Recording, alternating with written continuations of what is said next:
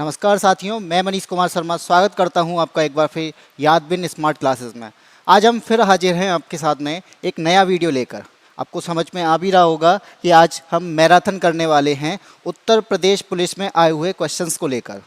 जो भी क्वेश्चंस आए हुए हैं अभी तक एग्जाम में, उन सारे क्वेश्चंस को आज हम करने वाले हैं। इसके अलावा जो भी बच्चा वनडे एग्जाम की तैयारी कर रहा है, जो जिसके एग्जाम में जीएस से रिलेटेड क्वेश्चन आते हैं, वो उसके लिए ये सेशन इम्पोर्टेंट होने वाला है। तो चलिए आज स्टार्ट करते हैं। अपना सबसे पहला क्वेश्चन, निम्नलिखित कथनों में से कौन से भारत के बारे में सही हैं?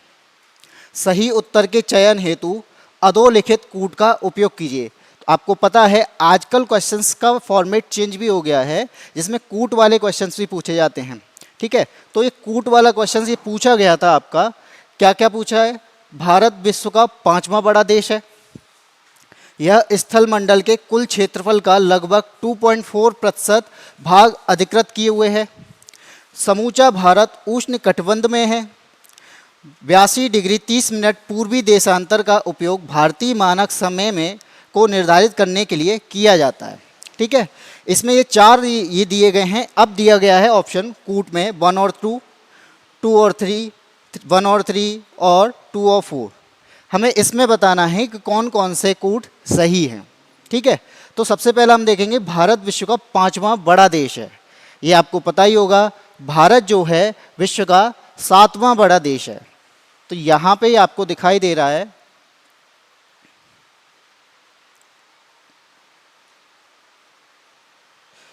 भारत विश्व का 5वां बड़ा देश है। ये गलत हो जाता है क्योंकि भारत विश्व का 7वां बड़ा देश है।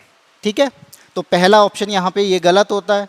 अगला दिया है, यह स्थल मंडल के कुल क्षेत्रफल का लगभग 2.4% भाग अधिकृत किए हुए है। आपको पता है जो भारत का क्षेत्रफल है 32,87,263 किलोमीटर, ये पूरे वर्ल्ड का 2.4% है।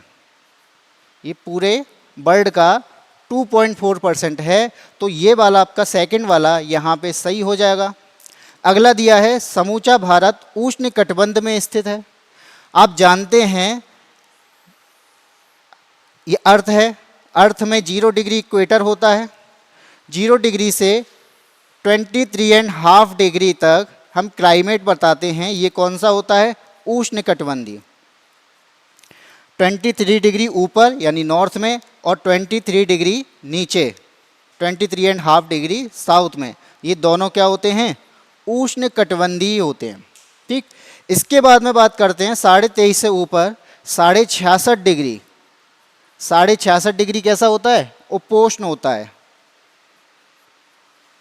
ठीक है, आपको पता है भारत कहाँ आता है? भारत 23.5 डिग्री के मध्य में आता है, यानी कर्क रेखा भारत के मध्य से निकलती है। तो भारत का कुछ भाग उष्ण होगा, यानी 23.5 डिग्री से नीचे वाला जो पार्ट है वो कैसा है? उष्ण हुआ। और दूसरा कौन सा? ऊपर वाला पार्ट कैसा हुआ? उपोष्ण। तो यहाँ पे कह रहा है समूचा भारत, यानी पूरा भारत उष्ण कटिबंध में आता है? नहीं, क्योंकि इस किस में आता है? उष्ण और उपोष्ण दोनों में आता है। तो हमारा तीसरा कूट ये गलत हो जाएगा। आगे बात करते हैं, 82.5 डिग्री पूर्वी देशांतर का उपयोग भारतीय मानक समय को निर्धारित करने के लिए किया जाता है। ये भी आप जानते हैं कि जो भारत बना हुआ है, भारत से एक देशांतर निकलता है जो कौन सा है? 82.5 डिग्री 30 मिनट का। ये क्या है? इसे हम बोलते हैं इंडियन स्टैंडर्ड टाइम। इसी के अकॉर्डिंग हम अपने टाइम को डिसाइड करते हैं, क्योंकि आपको पता है कि जब हम अगर बात करेंगे अरुणाचल प्रदेश की और इधर बात करेंगे गुजरात की, तो क्या है? इन दोनों में 2 घंटे का अंतर होता है। इस 2 घंटों का मैनेज करने के लिए हमने क्या किया? बीच से, भारत के बीच से एक लाइन यानी लॉन्गिट्यूड निकाला। और लॉन्गिट्यूड का यूज हमने किस लिए किया?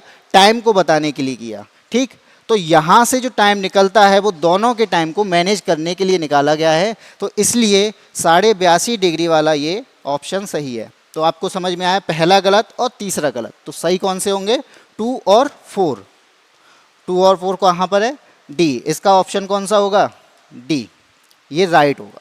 ठीक है, नेक्स्ट क्वेश्चन, अगला है भारत का क्षेत्रफल संसार के क्षेत्रफल का 2.4% है। ये मैंने अभी बताया ही है। कितना क्षेत्रफल है भारत का? 32,87,263 किलोमीटर स्क्वायर ये पूरा क्षेत्रफल है हमारा। और ये कितना है? पूरे वर्ल्ड का 2.4% है। यहाँ तक ठीक है। अगली बात, ऑप्शन दिए हैं इसने। पहला ऑप्शन है संपूर्ण मानव जाति का 16% जनसंख्या है। सेकंड है संपूर्ण मानव जाति का 17% जनसंख्या है। थर्ड संपूर्ण मानव जाति का 18% और फोर्थ है संपूर्ण मानव जाति का 28% जनसंख्या। यहाँ पे आप देखोगे कि ये 2.4% है। जब हम 2011 की जनगणना के अकॉर्डिंग बात करते हैं, 2011 की जनगणना के अकॉर्डिंग हम पूरे भारत में जितने भी लोग रहते हैं यानी पूरे वर्ल्ड का वो लगभग 70.5% है। ये हम कब की बात कर रहे हैं? 2011 की जनगणना के अकॉर्डिंग, क्योंकि 2011 की जनगणना में एक हमारी जो जनसंख्या है वो कितनी थी? 121 करोड़। लेकिन प्रेजेंट में एक रिपोर्ट के अकॉर्डिंग हमारी जो जनसंख्या कितनी बताई है? 141 करोड़ से ऊपर। ठीक है, लेकिन इसका डेटा अभी तक हमारे पास में यानी हमारे यहाँ पे सेंसस अभी नहीं हुई है। 2021 की जनगणना के अकॉर्डिंग इसका जो आंसर है वो चेंज हो सकता है, लेकिन अभी तक जब तक जनगणना नहीं हो रही है तब तक हमारा जो आंसर है वो यही होगा 17.5%। तो इसका आंसर कौन सा होगा? बी वाला, क्योंकि यहाँ पर 17% जनसंख्या जो दी रखी है यानी ये हमारी पूरे वर्ल्ड यानी इंडिया में जो जितनी भी जनसंख्या रहती है वो पूरे वर्ल्ड की 17.5% है। ठीक, इसके बाद में नेक्स्ट क्वेश्चन करते हैं। अगला क्या दिया है? कौन सा महत्वपूर्ण अक्षांश भारत को दो लगभग बराबर भागों में विभाजित करता है? 23 डिग्री 30 मिनट दक्षिण, 33 डिग्री 30 मिनट उत्तर, 0 डिग्री और 23 डिग्री 30 मिनट उत्तर। ठीक है, ये हमने अभी पढ़ाई है कि ये हमारा क्या है? अर्थ है। अर्थ का बीच वाला पार्ट यानी जहाँ से हम अर्थ को दो भागों में डिवाइड करते हैं वो क्या होता है? इक्वेटर, और वो होता है 0 डिग्री। इसके बाद में 23.5 डिग्री कर्क रेखा, 23.5 डिग्री कर्क रेखा यहाँ से हमारा इस जगह से कर्क रेखा पर यहाँ पे हमारा भारत जो है वो यहाँ से डिवाइड होता है। लगभग कह सकते हैं कि ये भारत को आधा आधा डिवाइड करती है। कर्क रेखा जो है भारत को आधा आधा डिवाइड करती है। लेकिन अब इसमें 23 डिग्री 30 मिनट उत्तर दिया है, 23 डिग्री 30 मिनट दक्षिण दिया है। ये आपको पता होना चाहिए 0 डिग्री से ऊपर वाला पार्ट नॉर्थ हेमिस्फीयर कहलाता है, 0 डिग्री से नीचे वाला पार्ट साउथ हेमिस्फीयर कहलाता है। तो यहाँ पर जितने भी लैटिट्यूड बनेंगे वो सारे कैसे होंगे? अगर मैं बोलूँ 1 डिग्री तो 1 डिग्री साउथ, 2 डिग्री साउथ। इसी तरीके से जब ऊपर की बात करेंगे तो ये 1 डिग्री नॉर्थ, 2 डिग्री नॉर्थ, और जो 23.5 की बात कर रहे हैं ये भी क्या होगा? 23.5 डिग्री नॉर्थ। तो यहाँ पे आपको दिख रहा है 23.5 डिग्री नॉर्थ, इसका ऑप्शन डी सही होगा। ठीक है, अब आगे बात करते हैं। नेक्स्ट क्वेश्चन क्या दिया है? गुजरात के सबसे पश्चिमी गांव और अरुणाचल प्रदेश के सबसे पूर्वी छोर पर स्थित बालांग के समय में कितने घंटे का अंतराल होगा? क्या क्या दिया है? 1 घंटा, 3 घंटा, 2 घंटा और आधा घंटा। ये आपको पता है इंडिया के, जब हम इंडिया को बनाते हैं तो यहाँ से एक लॉन्गिट्यूड निकलता है और एक लॉन्गिट्यूड यहाँ से निकलता है। इंडिया इन दो लॉन्गिट्यूड के बीच में है। यहाँ की बात करेंगे तो ये कौन सा पार्ट है? ये ईस्ट पार्ट है और इधर वेस्ट। जब ईस्टर्न की बात करते हैं तो यहाँ पर जो लॉन्गिट्यूड होगा वो कौन सा है? 97 डिग्री 25 मिनट का। ठीक है, और यहाँ पर 68 डिग्री 7 मिनट का। ये पता चला। इसके बाद में बात करेंगे कि ये वाला जो पार्ट है ये कहाँ पर पड़ता है? ये आपका पड़ता है अरुणाचल प्रदेश में। यानी भारत का ये लॉन्गिट्यूड बिल्कुल बॉर्डर से छूते हुए जाता है, वो कहाँ से जाता है? अरुणाचल प्रदेश से। लेकिन वेस्ट की बात करेंगे तो वेस्ट वाला कहाँ से जाता है? गुजरात से। ठीक है, तो अब हमें यह पूछा गया है कि सबसे पश्चिमी गांव और अरुणाचल प्रदेश के सबसे पूर्वी छोर। ये आपका सबसे पश्चिमी छोर है और ये आपका सबसे पूर्वी छोर है। इन दोनों के बीच में कितने घंटे का अंतराल होगा? तो आपको पता है कि अगर मैं इसको 97 से 68 को माइनस कर दूं तो लगभग ये कितना आएगा, 29 डिग्री के लगभग आएगा, अप्रॉक्स 29 डिग्री आएगा। और आपको पता है कि पृथ्वी जो है 1 डिग्री घूमने में कितना टाइम लगाती है? 4 मिनट। 1 डिग्री में कितना टाइम लगाती है? 4 मिनट। ठीक है, और यहाँ पर कितना डिफरेंस आ रहा है? 29 डिग्री का। अगर 29 डिग्री को मैं 4 से मल्टीप्लाई कर दूं तो कितना आएगा? 118 मिनट। 118 नहीं, 116 मिनट के आसपास। ठीक है, नहीं 118 ही होगा, 118 मिनट के आसपास। ठीक, तो 118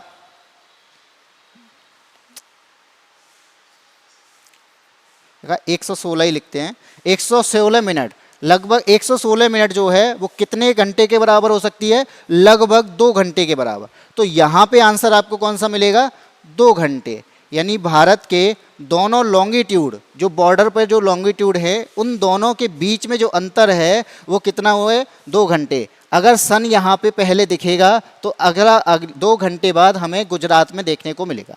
ठीक है, अब नेक्स्ट क्वेश्चन, भारत का सुदूरस्थ दक्षिणी बिंदु कौन सा है? अभी हमने कौन सा किया था? ईस्टर्न और वेस्टर्न। ठीक है, अब ईस्टर्न वेस्टर्न के बाद में अब हम करेंगे दक्षिणी बिंदु। तो दक्षिणी बिंदु हमारा क्या है? यहाँ पे आपका भारत है, ये आपका ईस्टर्न पॉइंट है, ये आपका वेस्टर्न है। ऊपर वाला जो पोर्ट होगा वो नॉर्थ होगा और नीचे क्या होगा? साउथ। ठीक है, अब वो पूछ रहा है साउदर्न मोस्ट पॉइंट। यहाँ पे कंफ्यूजन होगा क्योंकि ये पॉइंट जो है वो साउदर्न पॉइंट है। ये कौन सा है? साउदर्न पॉइंट है। लेकिन इंडियन टेरिटरी ये क्या है? इंडिया की मेन लैंड है। ये क्या है? इंडियन मेन लैंड, यानी भारत की मुख्य भूमि। लेकिन यहाँ पे वो पूछ रहा है साउदर्न मोस्ट पॉइंट। तो आपको पता होना चाहिए कि भारत का टेरिटरी की बात करेंगे तो यहाँ पर आपका एक पॉइंट मिलता है, यानी ये आपका क्या है? अंडमान निकोबार। ये भी भारत में ही काउंट होता है, यानी भारत की टेरिटरी में काउंट होता है। तो यहाँ का जो पॉइंट होगा ये पॉइंट साउदर्न पॉइंट होगा और यहाँ पे अंडमान निकोबार में जो पॉइंट होगा वो क्या होगा? साउदर्न मोस्ट पॉइंट होगा। तो यहाँ पे आप कंफ्यूज हो सकते थे, यहाँ क्या है? साउदर्न मोस्ट पॉइंट, ये हमारा नॉर्दर्न मोस्ट पॉइंट, इधर ईस्टर्न मोस्ट पॉइंट और इधर वेस्टर्न मोस्ट पॉइंट। ठीक है, तो साउदर्न मोस्ट पॉइंट आपका कहाँ पड़ता है? अंडमान निकोबार में। और अंडमान निकोबार में साउदर्न मोस्ट पॉइंट को हम क्या कहते हैं? इंदिरा पॉइंट। इंदिरा पॉइंट। इसकी बात करेंगे तो इसे क्या कहेंगे? इंदिरा कॉल। ईस्टर्न की बात करेंगे तो ये कहां पर है? ये आपका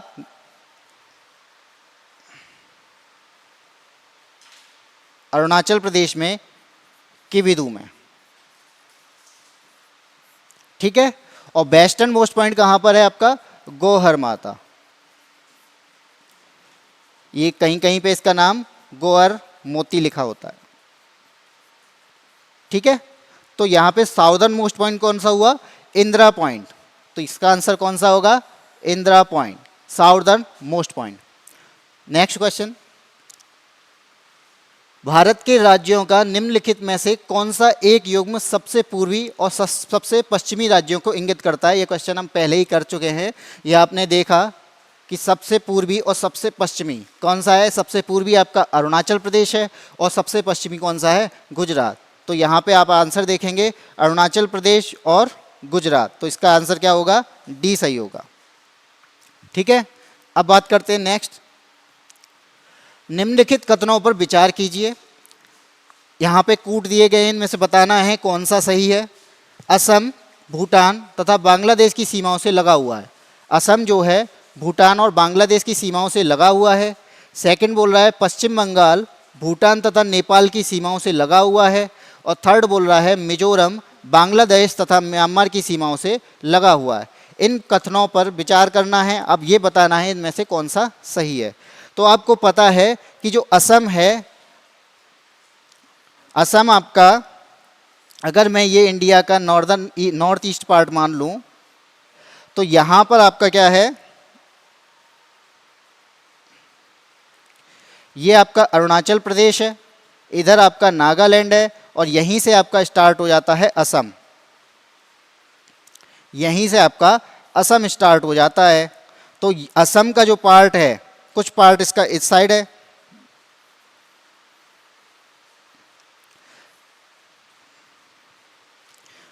कुछ पार्ट इसका इस साइड है, ठीक है। तो ये पार्ट जो है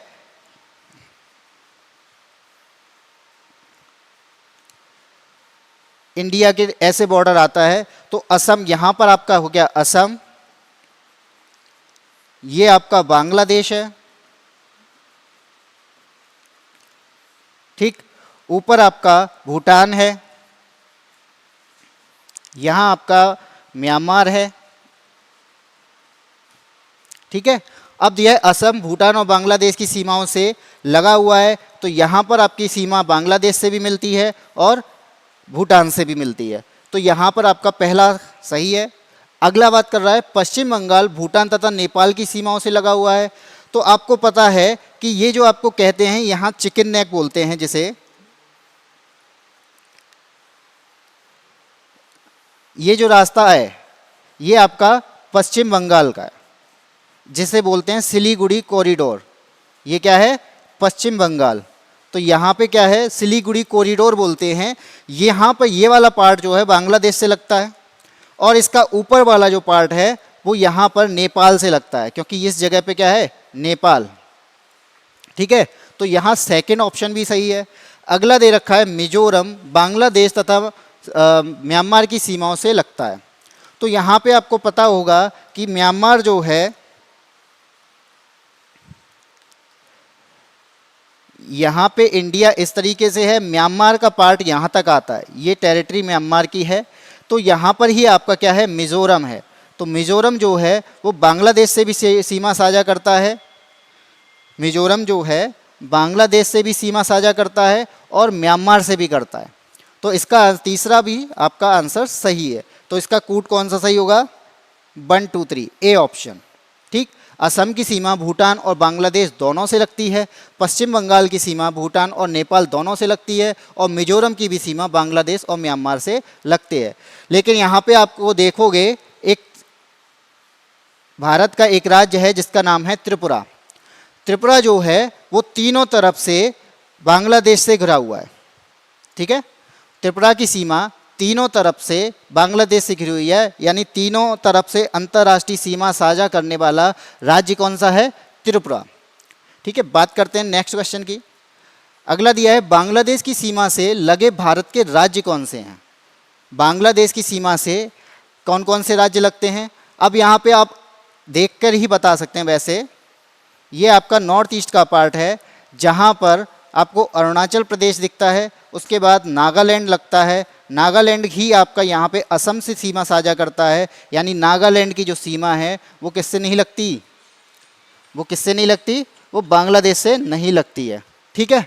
तो यहाँ भी नागालैंड आपको दिख रहा है, आपको वो ऑप्शन गलत कर देना। तो यहाँ पे आपको नागालैंड दिख रहा है, तो ये ऑप्शन गलत है। इसके बाद नागालैंड यहाँ भी है, तो ये भी गलत है।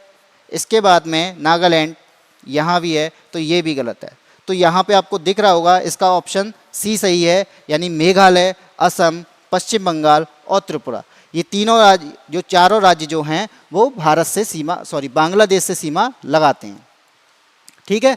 तो कुछ ट्रिक्स भी ऐसे क्वेश्चंस को करने में काम आती हैं कि कुछ ऐसे ऑप्शन आते हैं जिनमें कुछ ऑप्शन जो दिए होंगे वो तीनों में होंगे और वो तीनों क्या होगा, गलत होगा, ठीक है। अब आगे बात करते हैं नेक्स्ट क्वेश्चन की। भारत तथा पाकिस्तान के मध्य सीमा रेखा का एक उदाहरण है, ठीक। यानी जो आपको बॉर्डर जो दिया है वो किसका उदाहरण है, पूर्ववर्ती सीमा, अवशिष्ट सीमा, परवर्ती सीमा या अध्यारोपित सीमा।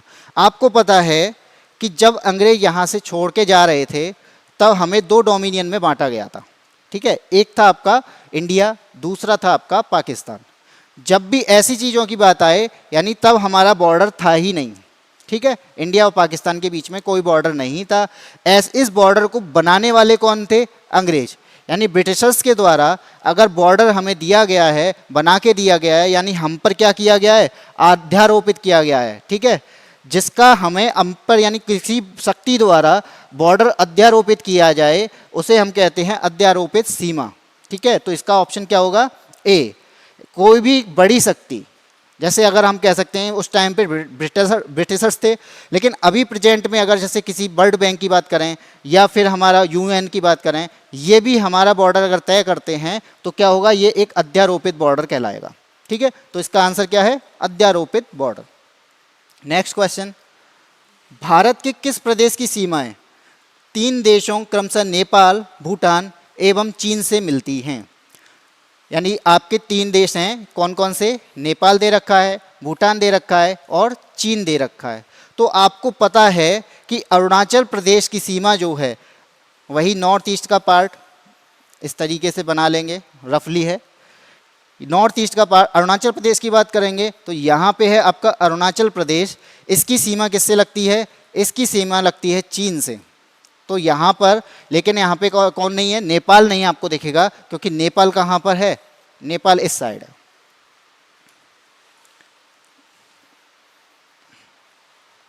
नेपाल कहाँ है? नेपाल यहाँ है, आगे आपका भूटान पड़ता है और बीच का ये पार्ट खाली है। पश्चिम बंगाल की बात करेंगे और पश्चिम बंगाल ये आपका पश्चिम बंगाल। पश्चिम बंगाल की सीमा किससे लग रही है? आपकी नेपाल से लगती है, भूटान से लगती है, लेकिन चीन से नहीं लगती है। अगला है आपका मेघालय। मेघालय आपका इधर पड़ता है, इसकी सीमा नहीं लगती, ठीक। आगे बात करते हैं सिक्किम। सिक्किम जो पार्ट है वो यहाँ बीच में है, ठीक है। ये कौन सा है? सिक्किम। ये भारत का एक राज्य है सिक्किम, जिसकी सीमा नेपाल से भी लगती है, भूटान से भी लगती है और चीन से भी लगती है, ठीक है। तो यहाँ पे ऑप्शन कौन सा होगा? सिक्किम। इसका ऑप्शन कौन सा है? डी, जिसकी सीमा 3 देश नेपाल, भूटान और चीन से लगती है, यानी तीनों तरफ से अंतर्राष्ट्रीय सीमा से घिरा हुआ है। लेकिन ये क्या है? अलग अलग देशों से घिरा हुआ है। और अभी त्रिपुरा जो पड़ा था वो भी 3 तरफ से अंतर्राष्ट्रीय सीमा से घिरा हुआ है, लेकिन वो केवल एक ही देश से घिरा हुआ है, ठीक है। अब बात करते हैं नेक्स्ट क्वेश्चन की। अगला दे रखा है, यदि हिमालय पर्वत श्रेणियां नहीं होती तो भारत पर सर्वाधिक संभाव्य भौगोलिक प्रभाव क्या होता? ऑप्शन में दे रखा है, यानी ये बोल रहा है कि जहां पर अभी हिमालय है उस जगह पर हिमालय नहीं होता तो क्या होता। तो आपको पता है कि जो हिमालय है ये हमारा हिमालय का पार्ट है, इस तरीके से ये रेंज बनी हुई है। अब इसके बाद में बात कर रहा है, देश के अधिकांश भाग में साइबेरिया से आने वाली शीत लहरों का अनुभव होता। ठीक, सही बात है, क्योंकि साइबेरिया से आने वाली ठंडी हवाओं को रोकने का काम करता है हिमालय, ठीक है।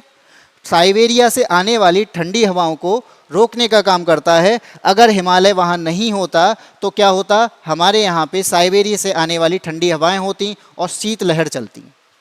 तो इसका क्या है? पहला कूट सही है। दूसरे की बात करेंगे, सिंधु गंगा मैदान इतनी सुव्यवस्थित जलोढ़ मृदा से वंचित होता। वंचित यानी नहीं होता।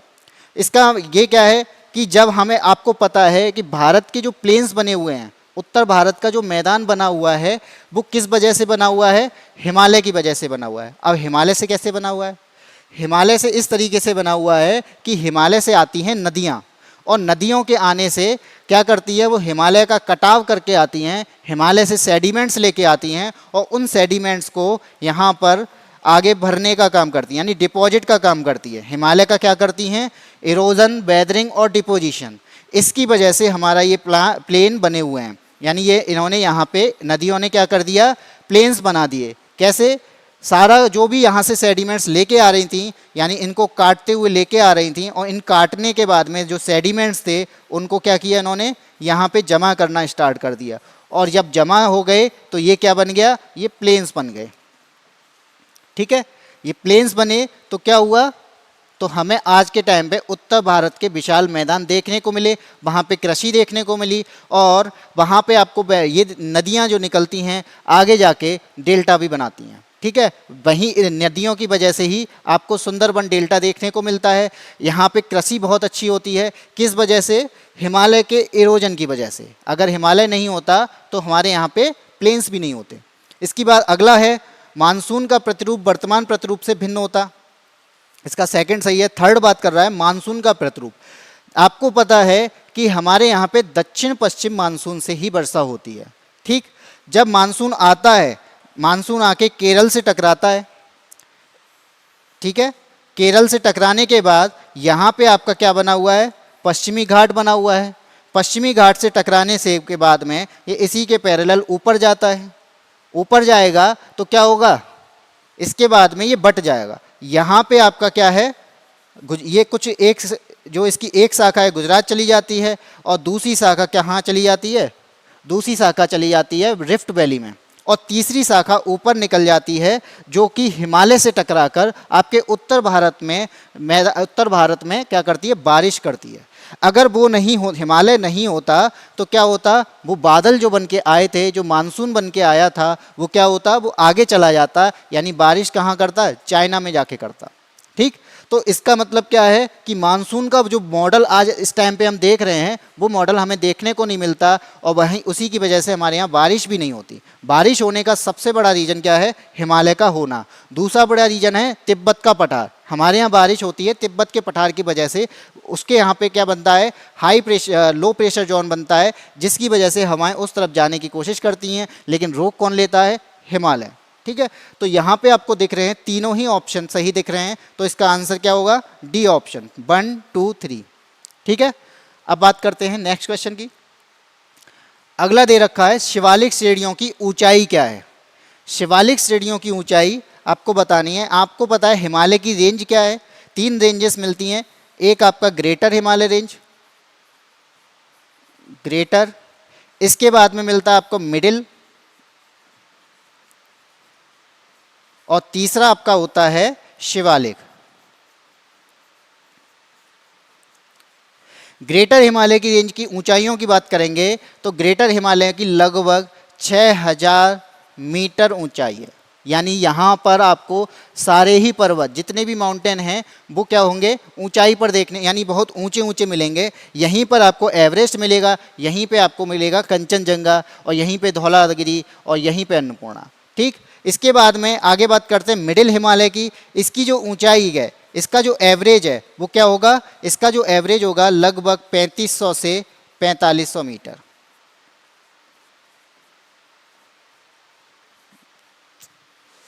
मक्खी बैठी क्या?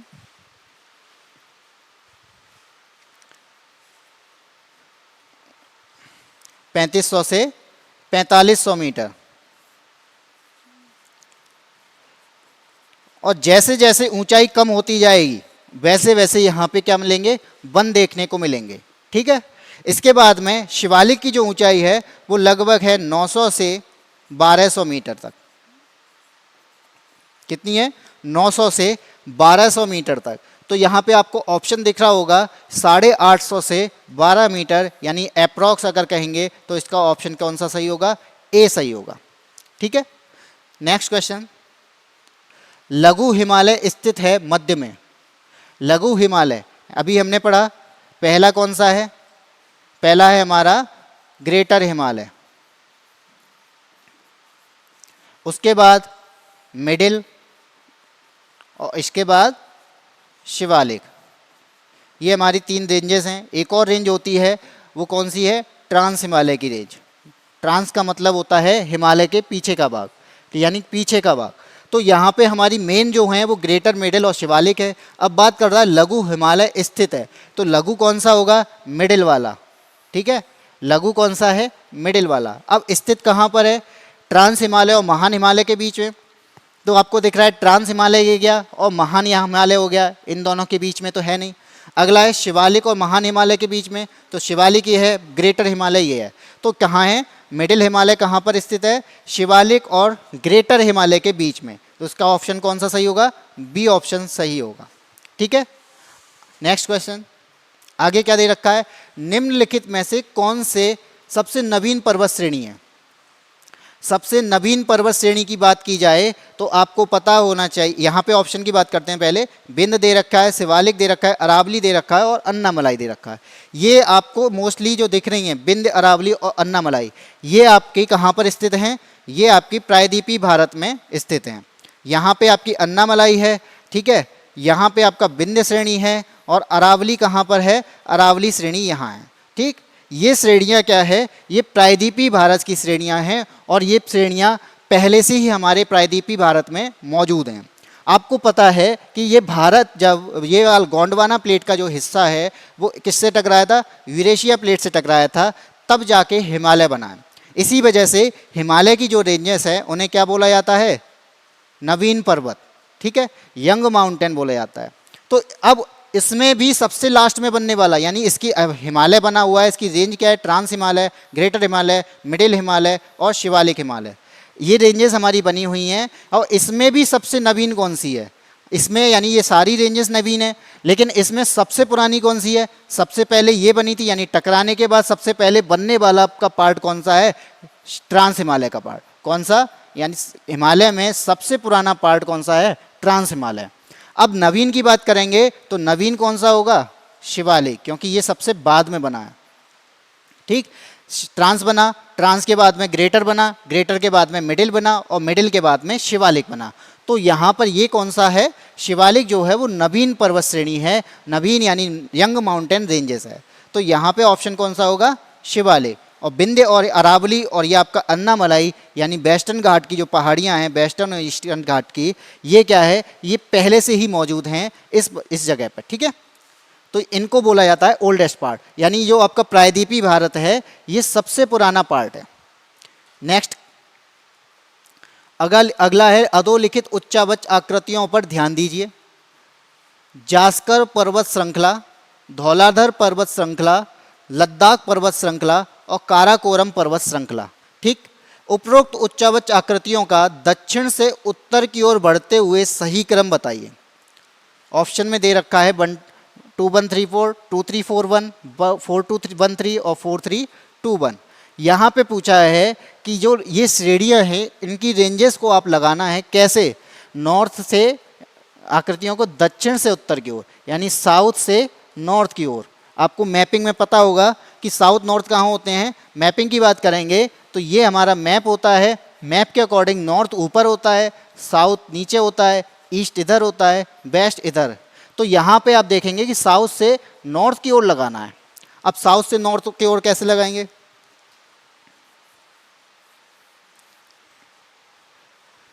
जास्कर पर्वत श्रृंखला, धौलाधर पर्वत श्रृंखला, लद्दाख पर्वत श्रृंखला और काराकोरम। तो सबसे पहले आपको पता है कि आपकी ट्रांस हिमालय की रेंज आती है। ट्रांस हिमालय में 3 रेंजेस आती हैं। कौन कौन सी आती हैं? सबसे पहले कौन सी आएगी? काराकोरम, काराकोरम, फिर लद्दाख, उसके बाद जास्कर, ऑप्शन और कौन सा दिया है? धौलाधर। धौलाधर जो है वो मिडिल हिमालय का पार्ट है, यानी ये जो है मिडिल हिमालय में पड़ती है, ये क्या है? धौलाधर, ठीक। ये जो है ट्रांस हिमालय का पार्ट है और ये वाला जो पार्ट है ये किसका है? मिडिल हिमालय का। अब पूछ रहा है कि दक्षिण से उत्तर की ओर लगाइए, तो दक्षिण कहाँ पर है? इधर है, और इधर ऊपर क्या होगा? नॉर्थ होगा। तो दक्षिण से उत्तर की ओर लगाएंगे तो सबसे पहले कौन सी पड़ेगी? धौलाधर रेंज। तो धौलाधर रेंज क्या है? यानी सबसे पहले क्या आएगा? 2। इसके बाद में धौलाधर से ऊपर कौन सी है? यानी दक्षिण से हमें नॉर्थ जाना है तो नॉर्थ की जाएंगे तब जास्कर पड़ेगी, और जास्कर का क्या कौन सा ऑप्शन है यहाँ पे? 1। जास्कर के बाद में लद्दाख, लद्दाख कौन सा है? 3rd, और उसके बाद काराकोरम 4। तो इसका ऑप्शन का सही तरीका क्या है? सही क्रम क्या है? 2 1 3 4। तो 2 1 3 4 कहाँ पर है? A option. इसका कौन सा ऑप्शन सही होगा? ए ऑप्शन, ठीक है। नेक्स्ट क्वेश्चन, निम्नलिखित समूहों में से कौन सा पूर्व से पश्चिम की ओर पर्वत शिखरों का सही क्रम है? अभी क्या आया था? साउथ से नॉर्थ की ओर। अब क्या पूछ रहा है? वो पूर्व से पश्चिम की ओर, यानी दिशाओं की बात करेंगे तो ये क्या है? ईस्ट, वेस्ट, नॉर्थ और साउथ। अब पूछ क्या रहा है, पूर्व से पश्चिम की ओर जाना है। ठीक है, पूर्व से पश्चिम की ओर जाएंगे। ऑप्शन में आपको देख रहे हैं एवरेस्ट, कंचनजंगा, अन्नपूर्णा, धौलागिरी, चारों ऑप्शन में यही 4 पहाड़ियां दे रखी हैं। ठीक, तो अब बात करेंगे कि ये पहाड़ियां कहाँ की हैं। ये पहाड़ियां हैं ग्रेटर हिमालय की। कहाँ की हैं? ग्रेटर हिमालय की रेंज में पड़ती हैं। जो आपका मिडिल, अभी हम धौलाधर पड़ी थी वो कौन सी थी? मिडिल हिमालय में। लेकिन यहाँ पे एवरेस्ट जो है वो आपका ग्रेटर हिमालय में पड़ता है। ग्रेटर हिमालय की सबसे ऊंची चोटी एवरेस्ट है और पूरे भारत की सबसे ऊंची चोटी, सॉरी, पूरे हिमालय की सबसे ऊंची चोटी एवरेस्ट है और पूरे वर्ल्ड की सबसे ऊंची चोटी भी एवरेस्ट है। तो यहाँ पे आप देखोगे कि हमें लगा, सबसे पहले हमें क्या मिलेगा इसमें, जब हम उत्तराखंड और नेपाल की बात करेंगे तब हमें क्या मिलेगा? धौलागिरी। उससे आगे बढ़ते हैं तब अन्नपूर्णा। उसके आगे बढ़ेंगे तो क्या मिलेगा? एवरेस्ट। और उसके आगे बढ़ते हैं तो सिक्किम में हमें क्या मिलता है? कंचनजंगा। ये तो हमें याद करने का तरीका है। लेकिन पूछा क्या है उसने? पूर्व से पश्चिम की ओर। पूर्व किधर पड़ेगा? यहाँ के अकॉर्डिंग ईस्ट इधर होगा और वेस्ट किधर होगा? इस साइड होगा। तो यहाँ से हम लगाएंगे कि सबसे पहले कौन सी पड़ेगी? कंचनजंगा। ठीक है, कंचनजंगा के बाद में एवरेस्ट, एवरेस्ट के बाद में अन्नपूर्णा, अन्नपूर्णा के बाद में धौलागिरी। तो यहाँ पे ऑप्शन में देखेंगे सबसे पहले कौन सी है? कंचनजंगा। तो कंचनजंगा हमें 2 ऑप्शन में मिला, कंचनजंगा इसमें भी है, कंचनजंगा इसमें भी है। अगला है एवरेस्ट। तो एवरेस्ट कहाँ पर है? एवरेस्ट इसमें धौलागिरी आ गया, तो ये ऑप्शन गलत हो जाएगा, ऑप्शन बी सही होगा। ठीक है, कंचनजंगा, एवरेस्ट, अन्नपूर्णा और धौलागिरी। ठीक, नेक्स्ट क्वेश्चन। दक्षिण भारत की सबसे ऊंची चोटी कौन सी है? अब बात कर रहे हैं दक्षिण भारत की, तो प्रायद्वीपीय भारत की बात हो रही है। ठीक है, उसमें पूछा है दौदा बेटी, दौदा बेटा, महेंद्रगिरी, अनाईमुड़ी और अमरकंटक। ठीक, ये सारी पहाड़ियाँ आपकी वेस्टर्न घाट में और ईस्टर्न घाट में पड़ती हैं। और जो अमरकंटक है वो कहाँ पड़ रहा है? वो अमरकंटक जो है वो आपका विंध्याचल श्रेणी में पड़ता है। ठीक है, विंध्याचल श्रेणी में अमरकंटक।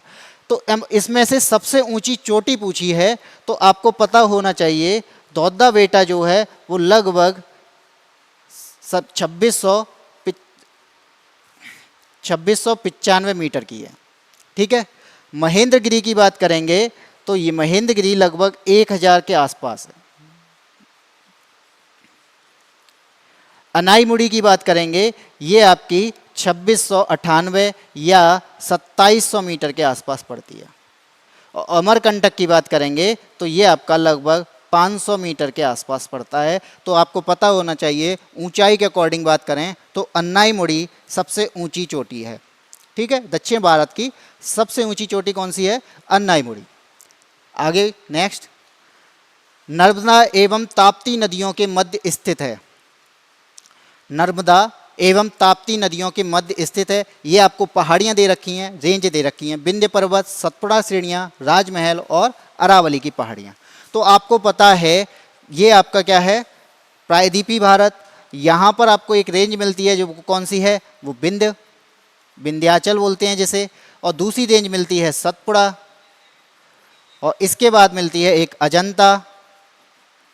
ठीक है, इन 3 रेंजेस के बीच में, विंध्य और सतपुड़ा के बीच में कौन सी नदी जाती है? नर्मदा नदी। विंध्य और सतपुड़ा के बीच से कौन सी नदी निकलती है? नर्मदा नदी। सतपुड़ा और अजंता के बीच से कौन सी नदी होके जाती है? उसका नाम क्या है? ताप्ती नदी। इन्हीं दोनों नदी की बात कर रहा है।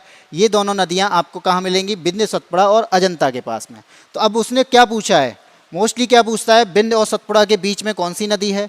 सतपुड़ा और अजंता के बीच से कौन सी नदी जा रही है? लेकिन उसने क्वेश्चन क्या पूछा? नर्मदा एवं ताप्ती नदियों के बीच में क्या है?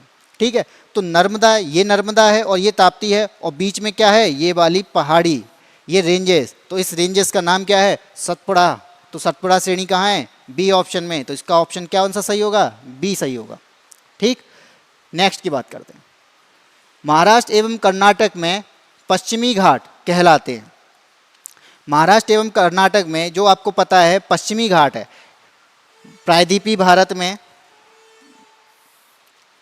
प्रायद्वीपीय भारत में एक ईस्टर्न घाट है और एक वेस्टर्न घाट है। वेस्टर्न घाट को दूसरा नाम क्या है? वेस्टर्न घाट का दूसरा नाम है सह्याद्री। और यही पूछा है कि पश्चिमी घाट को हम और क्या कहते हैं? पश्चिमी घाट को हम कहते हैं सह्याद्री। दक्कन का पठार, तो दक्कन का ये पूरा पठार ही है। ठीक है, इसके बाद नेक्स्ट, निम्न में सही क्रम क्या है? Godwin Austen, Kanchenjunga, Mount Everest. इसमें पूछा है Nanda Devi, Godwin Austen, Kanchenjunga, Mount Everest, Godwin Austen और Kanchenjunga, Godwin Austen, Mount Everest और कंचनजंगा। इसमें ऊंचाई के आधार पर ही पूछा है। ठीक है, निम्न में सही क्रम क्या है? सही क्रम ना तो इन्होंने कोई डायरेक्शन दी है कि हमें ईस्ट से वेस्ट लगाना है, ना ही इन्होंने नॉर्थ से साउथ बोला है। तो इसके अकॉर्डिंग हमें यहाँ पे क्या दिख रहा है कि जहाँ तक है इसने किसकी बात की है? हाइट की बात की होगी। तो हाइट की बात करेंगे तो आपको पता है माउंट एवरेस्ट सबसे ऊंचा है। निम्न में सही क्रम क्या है? आपको ये भी तो पता ही है कि माउंट एवरेस्ट की ऊंचाई सबसे ज़्यादा है। वर्ल्ड में सबसे ऊंचा पर्वत कौन सा है? Mount Everest. तो माउंट एवरेस्ट आपको यहीं पे दिख रहा है, तो यही ऑप्शन सही होना चाहिए। माउंट एवरेस्ट सबसे ऊंचा है। अगर मैं कहाँ से लगाऊं? अगर मैं ऊंचाई के आधार पे लगाऊं तो माउंट एवरेस्ट कितना है? 8,848 मीटर। ठीक, इसके बाद गॉडविन ऑस्टिन, ये भारत का सबसे ऊंचा पर्वत है। ये कहाँ पड़ता है? पाकिस्तान ऑक्यूपाइड कश्मीर में पड़ता है। तो इसकी ऊंचाई कितनी है? 8,611 मीटर। और कंचनजंगा की बात करेंगे तो कंचनजंगा कैसा है? कंचनजंगा 8,598 मीटर। ठीक है, तो सबसे सही क्रम यानी ऊंचाई के आधार पर तीनों पहाड़ियाँ गॉडविन एवरेस्ट, गॉडविन ऑस्टिन और कंचनजंगा, वर्ल्ड की सबसे हाईएस्ट यानी गॉडविन ऑस्टिन और माउंट एवरेस्ट यानी वर्ल्ड में फर्स्ट और सेकंड हम ही हैं। भारत में ही पड़ती, हिमालय में पड़ती हैं एवरेस्ट और गॉडविन ऑस्टिन। तो यहाँ पे ऑप्शन कौन सा सही होगा? सी ऑप्शन सही होगा। ऊंचाई के आधार पर माउंट एवरेस्ट, गॉडविन ऑस्टिन और कंचनजंगा ये सही क्रम में। आगे बात करते हैं, कुल्लू घाटी जिन पर्वत श्रेणी के बीच अवस्थित है वे हैं। कुल्लू घाटी आपकी कहाँ पड़ती है? ये आपका ग्रेटर हिमालय है। ग्रेटर के बाद में ये आपकी इस तरीके से ये कौन सा पड़ता है? मिडिल हिमालय पड़ता है।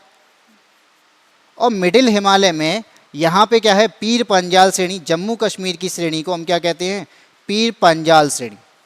ठीक है, उसके बाद उत्तराखंड, इसके बाद में हम जाएंगे हिमाचल प्रदेश में से क्या बोला जाता है? धौलाधर। ठीक है, आगे क्या बोला जाता है उत्तराखंड में? नाग टिब्बा। लेकिन इतना जाने की ज़रूरत नहीं है। यहाँ पे यानी धौलाधर और ग्रेटर हिमालय के बीच में क्या होगा? उसके बीच में है कुल्लू।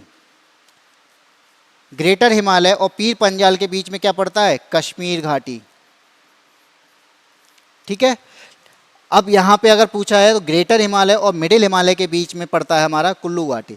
लेकिन इसमें मध्य हिमालय, शिवालिक, लद्दाख और पीर पंजाल, रणज्योति और नाग टिब्बा, धौलाधर और पीर पंजाल। लेकिन इसने ग्रेटर हिमालय और मिडिल हिमालय को नहीं पूछा है। इसने क्या पूछा है? कौन सी श्रेणी के बीच में है? तो आपको पता होना चाहिए पीर पंजाल और धौलाधर के बीच में कुल्लू पड़ती है। यानी इसने इस टाइप से नहीं पूछा, इसने पूछा है कि किस रेंज के बीच में पड़ रहा है। तो धौलाधर में और पीर पंजाल के बीच में आपकी कुल्लू घाटी पड़ती है। अगर रेंज के बारे में पूछता यानी दोनों आपकी जो रेंज है नॉर्थ साउथ के बारे में पूछेगा तो क्या होगा? तो मिडिल हिमालय और ग्रेटर हिमालय के बीच में पड़ती है कौन सी? कुल्लू घाटी। पीर पंजाल और ग्रेटर हिमालय के बीच में कश्मीर घाटी। ठीक है, तो इसका ऑप्शन कौन सा सही होगा? इसका ऑप्शन सही होगा ए, क्योंकि मध्य हिमालय और शिवालिक हिमालय के बीच में नहीं पड़ती। शिवालिक हिमालय नीचे है, मध्य हिमालय, शिवालिक यहाँ पे हो जाएंगे। लद्दाख और पीर पंजाल, लद्दाख आपका सबसे ऊपर है। यानी जब हम ट्रांस हिमालय की बात कर रहे हैं तो ट्रांस हिमालय में यहाँ पे क्या है? काराकोरम, फिर लद्दाख, फिर जास्कर, उसके बाद पड़ता है ग्रेटर हिमालय। तो यहाँ पे ऑप्शन क्या होगा? ए ही सही होगा। नेक्स्ट की बात करते हैं, निम्न में से कौन सा हिमनद सबसे बड़ा है? ये आपको पता होना चाहिए कि भारत में सबसे बड़ा ग्लेशियर कौन सा है। भारत का सबसे बड़ा ग्लेशियर आपका सियाचिन ग्लेशियर है। इसका ऑप्शन कौन सा सही होगा? ए सही होगा। उसका रीजन है सियाचिन ग्लेशियर की जो लंबाई है वो लगभग 70 किलोमीटर है। सियाचिन ग्लेशियर कितना बड़ा है, 70 किलोमीटर तक फैला हुआ है। बाकी के जो आप देख रहे हो ये आपके लगभग 60 किलोमीटर के आसपास है, ये आपका 60 किलोमीटर के आसपास है, और चोमोलुंगमा ये आपका लगभग 30 से 45 किलोमीटर के बीच में है। ठीक, तो इसमें सबसे बड़ा कौन सा है, सियाचिन ग्लेशियर है, जो पूरी तरीके से 70 किलोमीटर तक फैला हुआ है। ठीक है, आगे बात करते हैं नेक्स्ट। भारत के किस राज्य का समुद्री तट सबसे अधिक लंबा है? किस राज्य का समुद्री तट, तट रेखा आप जानते ही हैं, ये आपके यहाँ से तट रेखा स्टार्ट हो जाती है। ठीक है, ये क्या है, अरब सागर, इधर क्या है, बे ऑफ बंगाल, और इधर क्या है, इंडियन ओशियन पड़ता है। ठीक है, इसके बाद में अभी पूछा है किस राज्य का समुद्री तट सबसे अधिक लंबा है, तो तट रेखा की बात करेंगे, यहाँ पे पड़ता है आपका गुजरात, गुजरात का, उसके बाद में महाराष्ट्र, फिर महाराष्ट्र के बाद में यहाँ पड़ता है आपका तमिलनाडु, और इधर पड़ता है आपका आंध्र प्रदेश। लेकिन तट रेखा की बात करेंगे तो आपको पता है ये कर्व जो जा रहा है यहाँ से लेके यहाँ तक, इतने में गुजरात फैला हुआ है। ठीक है, यहाँ से स्टार्ट करेंगे, यहाँ से स्टार्ट होता है तट रेखा, तो ये फैला हुआ है इस तरीके से। तो आपको पता होना चाहिए गुजरात की समुद्री सीमा सबसे ज़्यादा है। पूरा पार्ट कितना है, 6100 किलोमीटर का, यानी हम बात करें यहाँ से लेके पश्चिम बंगाल तक को काउंट करेंगे, ये कितना है, 6100 किलोमीटर की है। लेकिन गुजरात की बात करेंगे तो ये लगभग 1214 किलोमीटर की है, जो कि सबसे ज़्यादा है। 1214 किलोमीटर की तटरेखा है जो कि सबसे ज़्यादा है। बाकी के राज्यों में आपको देखेंगे, तमिलनाडु की आपको 900 किलोमीटर के आसपास पड़ेगी, आंध्र प्रदेश भी आपका 900 के आसपास पड़ता है, और 500 के आसपास आपकी महाराष्ट्र की तटरेखा पड़ती है। तो सबसे ज़्यादा किसकी है, गुजरात की तटरेखा है, 1214 किलोमीटर की। नेक्स्ट की बात करेंगे, भारत में कितने राज्य तट रेखा से लगे हुए हैं? कितने राज्य लगे हुए हैं? अभी हमने पढ़ा कि ये हमारी तट रेखा है, कितने राज्य लगे हुए हैं, इस जगह पे कौन कौन सा है? सबसे पहले हमारा पड़ता है गुजरात, फिर पड़ता है महाराष्ट्र, उसके बाद छोटा सा पार्ट है गोवा का, गोवा के बाद कर्नाटक, फिर केरल, उसके बाद तमिलनाडु, तमिलनाडु से ऊपर इधर पड़ता है आपका आंध्र प्रदेश, आंध्र प्रदेश के ऊपर पड़ता है उड़ीसा, उड़ीसा के ऊपर आपका पश्चिम बंगाल।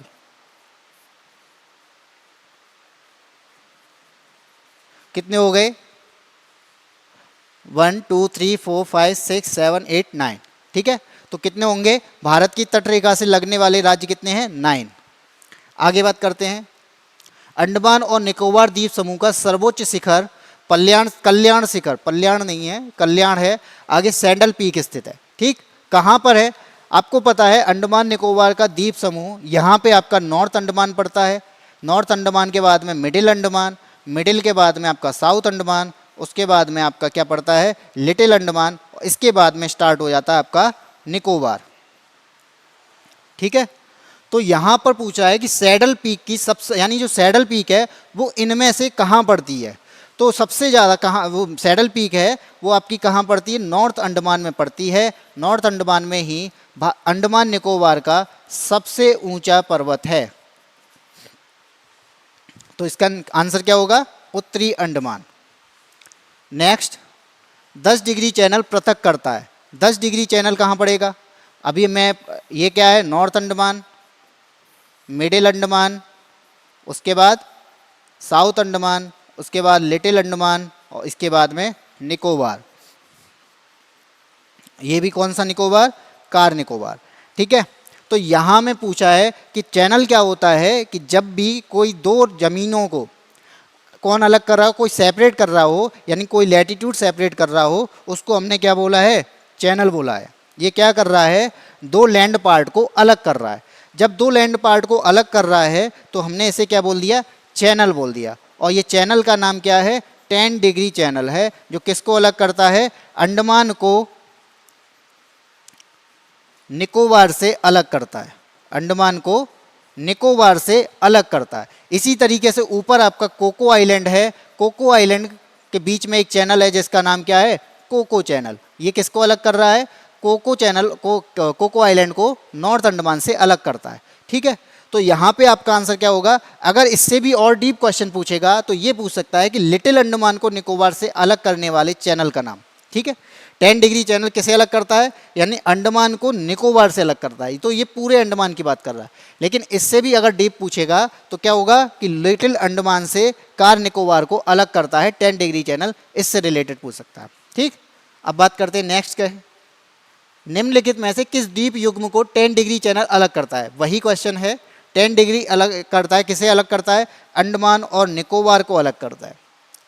ठीक, आगे बैरन द्वीप अवस्थित है। बैरन द्वीप क्या है, ये आपका बंगाल की खाड़ी में, भूमध्य सागर में, अरब सागर में, चीन सागर में। अब इसने सागर पूछे हैं, तो जब हमें पता है कि भारत, बैरन द्वीप क्या है, भारत का एकमात्र एक्टिव ज्वालामुखी है। भारत का ही नहीं, दक्षिण एशिया का एक्टिव ज्वालामुखी है। तो भारत की बात कर रहे हैं तो या तो ये बंगाल की खाड़ी में होगा या फिर अरब सागर में होगा। ठीक है, अरब सागर में क्यों होगा, क्योंकि ये क्या है, ये इंडिया का पार्ट है। इधर क्या होगा, इधर हमारा लक्षद्वीप का पार्ट है, और इधर क्या है, अंडमान निकोबार का पार्ट है। लेकिन यहाँ पे हमें क्या मिलते हैं, यहाँ पे हमें पहाड़ियाँ नहीं मिलती हैं। पहाड़ियाँ हमें कहाँ मिलेंगी, पहाड़ियाँ हमें यहाँ मिलती हैं। ठीक है, लेकिन अब अगर बैरन द्वीप की बात कर रहे हैं, ये तो पहाड़ नहीं है, लेकिन इस पर क्या पाया जाता है, एक्टिव वोल्केनो। अगर एक्टिव वोल्केनो होगा तो वो तो एक पहाड़ ही होगा, तो क्या होगा वहाँ भी, यानी यहाँ पर आपका मिलता है बैरन आइलैंड। ये क्या है, यहाँ पे मिलता है आपका बैरन आइलैंड, और ये अंडमान निकोबार, भारत और दक्षिण एशिया का एकमात्र एक्टिव ज्वालामुखी है, एकमात्र सक्रिय ज्वालामुखी है। ठीक है, तो अब ये वाला सागर कौन सा है, उसने या तो पूछा नहीं, अंडमान निकोबार के बारे में तो पूछा ही नहीं है, उसने पूछा है सागर कौन सा है, यानी कौन सा सागर है यहाँ पे, इस जगह पे पड़ती है बंगाल की खाड़ी। बंगाल की खाड़ी में है आपका अंडमान निकोबार, और अंडमान निकोबार में भी आपका मिडिल अंडमान के पास में पड़ता है बैरन आइलैंड। और बैरन आइलैंड पे क्या है, बैरन आइलैंड पे आपका क्या है, बैरन आइलैंड पे एक्टिव ज्वालामुखी है। ठीक है, एक और आपका आइलैंड है यहाँ पे, एक और है जिसका नाम है नारकोंडा।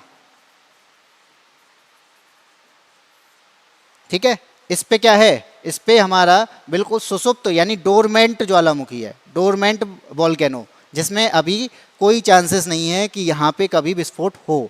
लेकिन बैरन आइलैंड में चांसेस हो सकते हैं कि यहाँ पे विस्फोट हो सकता है। ठीक है, तो यहाँ पे हमारे पास में 2 आइलैंड पड़ते हैं, बैरन आइलैंड और एक नारकोंडा आइलैंड। बैरन पर आपका एक्टिव वोल्केनो पाया जाता है, नारकोंडा पे आपका क्या पाया जाता है, डोरमेंट वोल्केनो पाया जाता है। आगे बात करते हैं नेक्स्ट क्वेश्चन की, कि क्षेत्रफल के अनुसार निम्नलिखित राज्यों का सही अवरोही क्रम क्या होगा।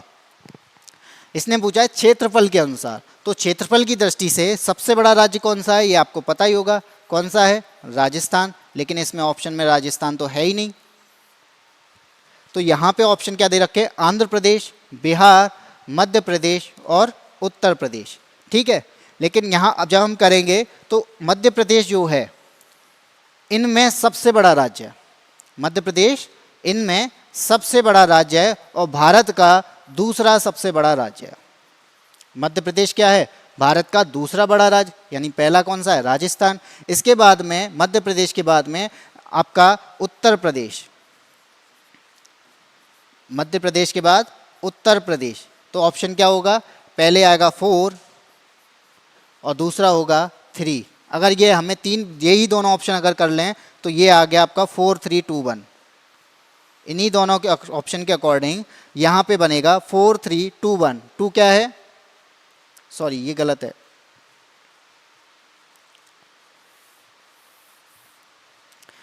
मध्य प्रदेश 3 पर है, मध्य प्रदेश 3 पर है, उत्तर प्रदेश आपका 4 पे है। इसके बाद में आता है आपका आंध्र प्रदेश, जो कि क्या दे रखा है, 1 पे। अगला है बिहार, बिहार किस पे है, 2 पे। तो ऑप्शन क्या बनता है, 3 4 1 और 2। 3 4 1 2 कहाँ पर है, डी, उल्टा लिख गया है, ये सी ऑप्शन है और ये डी है। ठीक है, 3 4 1 2। इसके बाद नेक्स्ट अगला दे रखा है, भारत के समस्त राज्यों में क्षेत्रफल के अनुसार उत्तर प्रदेश का क्या स्थान है। समस्त राज्यों की बात करते हैं क्षेत्रफल के अनुसार, तो आपको पता है सबसे बड़ा राज्य कौन सा है, राजस्थान। अभी लिखा था सबसे बड़ा राजस्थान पहले नंबर पर क्षेत्रफल के अनुसार। दूसरा कौन सा है, मध्य प्रदेश, ठीक है। तीसरा कौन सा है, महाराष्ट्र। और चौथा कौन सा है, चौथा है आपका उत्तर प्रदेश। तो उत्तर प्रदेश कौन सा स्थान हो गया, क्षेत्रफल के अकॉर्डिंग चौथा स्थान है। इसका ऑप्शन कौन सा होगा, डी ऑप्शन। नेक्स्ट की बात करेंगे, कौन सा राज्य उत्तर पूर्वी राज्यों की 7 बहनों का भाग नहीं है। 7 बहनों का मतलब इन्हें बोला जाता है, नॉर्थ ईस्ट के पार्ट जो हैं उन्हें क्या बोला जाता है, 7 सिस्टर्स, ठीक है।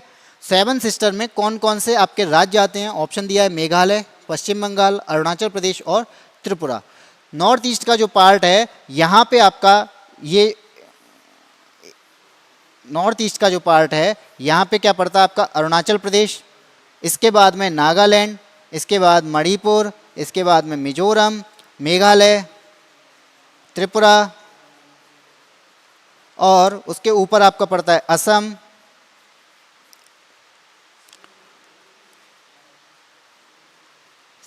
कितने हुए 6। इसके बाद एक राज्य और है उसका है सिक्किम, यहाँ पर आपका पड़ता है सिक्किम। ये नॉर्थ ईस्टर्न का यानी नॉर्थ ईस्ट की 7 सिस्टर्स बोला जाता है। तो ये रखे होंगे 1 2 3 4 5 7 तो यही हो गए। अच्छा, सिक्किम को 7 सिस्टर्स में काउंट नहीं करते, सिक्किम को नॉर्थ ईस्ट में काउंट करते हैं। अगर सिक्किम काउंट होगा, सिक्किम अगर काउंट होगा तो ये किस में होगा, नॉर्थ ईस्ट में। अगर नॉर्थ ईस्ट की बात करेगा तो सिक्किम भी उसमें काउंट होता है। लेकिन 7 सिस्टर्स की बात करेगा तो 7 सिस्टर्स में आपको अरुणाचल प्रदेश देखने को मिलेगा, तो यहाँ पे ऑप्शन है। नागालैंड देखने को मिलेगा, मिजोरम, मेघालय, सॉरी मणिपुर, मेघालय, मिजोरम और त्रिपुरा, उसके बाद में असम। तो यहाँ पे त्रिपुरा भी है। तो यहाँ पे कौन सा ऑप्शन नहीं है, पश्चिम बंगाल। इसका राइट आंसर क्या होगा, बी। ये 7 सिस्टर्स में काउंट नहीं होता है। लेकिन अगर हम 7 सिस्टर्स की जगह पे नॉर्थ ईस्टर्न स्टेट पूछेंगे, नॉर्थ ईस्टर्न स्टेट में आपके 7 नहीं एक और राज्य बढ़ जाता है, उसका नाम है सिक्किम, ठीक। सिक्किम को 7 सिस्टर्स में काउंट नहीं करते, लेकिन सिक्किम नॉर्थ ईस्ट में काउंट होता है, ठीक। नॉर्थ ईस्ट में 8 राज्य है, 7 सिस्टर्स में ये 7 राज्य आते हैं। नेक्स्ट, पुडुचेरी का क्षेत्र विभाजित पाया जाता है। तमिलनाडु, आंध्र प्रदेश, महाराष्ट्र, तमिलनाडु, कर्नाटक, केरल, तमिलनाडु, केरल, आंध्र प्रदेश, तमिलनाडु, कर्नाटक और गोवा। यहाँ पे जो ऑप्शन दे रखे हैं आपको पता है पुडुचेरी जो है वो 3 जगह पे काउंट होता है। कैसे, ये आपका प्रायद्वीपीय भारत, यहाँ पे आपका पुडुचेरी पड़ता है, यानी ये जो पार्ट है ये केरल का पार्ट है, केरल के बीच में पड़ता है आपका माहे, ठीक है। यानी 3 पार्ट हैं माहे। फिर आपका पड़ता है कराईकल,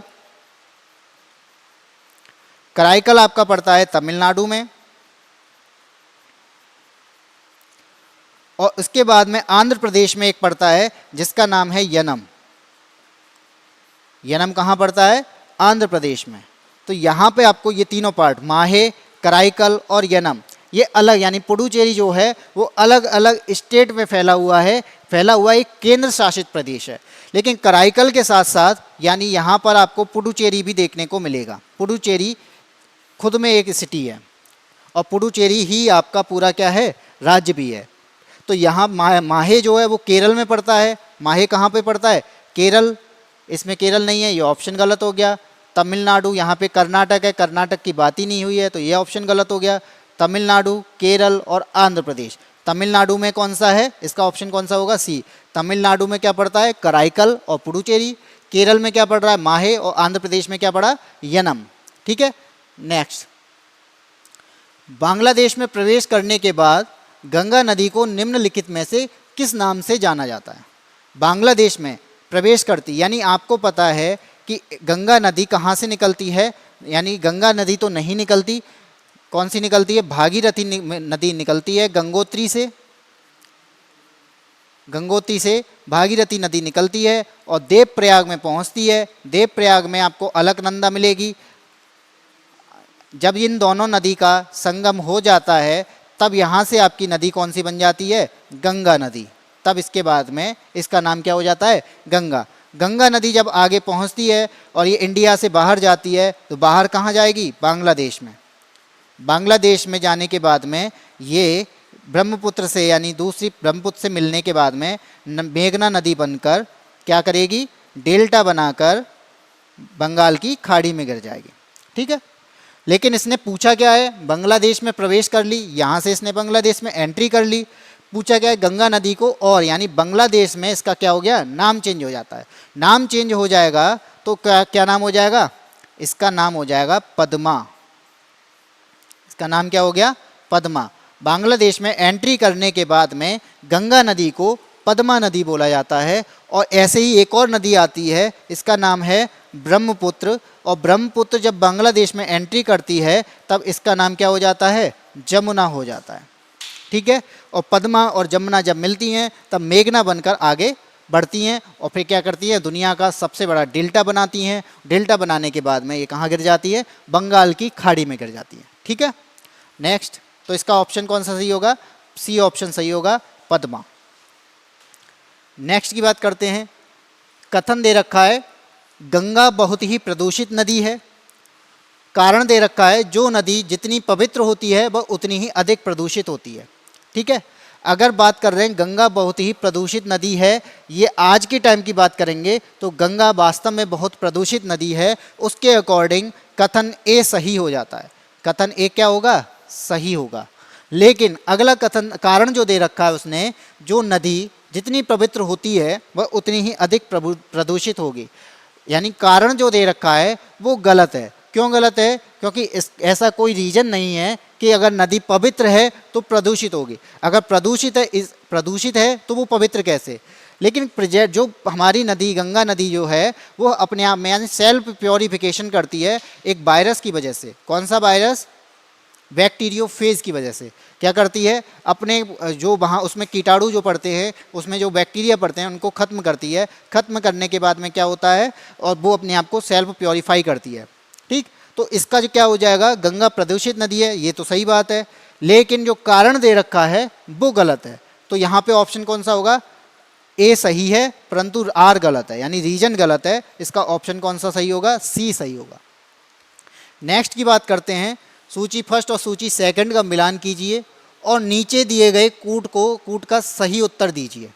ठीक है, सूची फर्स्ट दे रखी है, इधर सूची सेकंड दे रखी है। इनको क्या करना है? इनको मिलाना है। तो हमें क्या करना है? हमें 4 प्रयाग दिए हैं, रुद्रप्रयाग, नंदप्रयाग, कर्णप्रयाग और देवप्रयाग। जब इसकी बात करते हैं, गंगा नदी बनने से पहले हमें कितने प्रयाग मिलते हैं? 5 प्रयाग मिलते हैं। 5 प्रयाग कौन से हैं? सबसे पहले विष्णु प्रयाग मिलता है। सबसे पहले विष्णु प्रयाग। विष्णु प्रयाग में यानी यहाँ से एक नदी निकलती है जिसका नाम है अलकनंदा। अलकनंदा जब विष्णु प्रयाग पहुँचती है तो यहाँ पर आपको एक नदी आके मिलती है जिसका नाम क्या है? धौली गंगा। ठीक है, फिर ये नदी अलकनंदा आगे बढ़ती है। अलकनंदा आगे बढ़ने के बाद में इसका एक और नदी आके मिलती है जिसका नाम क्या है? नंदाकिनी। और नंदाकिनी जब मिलती है तो यहाँ हो जाता है नंद प्रयाग। इसके बाद अगली नदी मिलती है पिंडार नदी। और पिंडार नदी जब मिलती है तब इस प्रयाग का नाम क्या होगा? इस प्रयाग का नाम होगा कर्णप्रयाग। फिर आगे बढ़ने के बाद में यानी केदारनाथ से एक नदी आके मिलती है जिसका नाम है मंदाकिनी। और मंदाकिनी से मिलने के बाद में इस प्रयाग का नाम यानी अलकनंदा जब मंदाकिनी से मिलती है तब इस प्रयाग का नाम क्या होगा? रुद्रप्रयाग। इसके बाद अगली नदी आके मिलती है भागीरथी नदी। भागीरथी नदी मिलती है किससे? अलकनंदा से। तब इसका नाम क्या हो जाता है? देवप्रयाग। ठीक, इसके बाद यहाँ से गंगा स्टार्ट हो जाती है।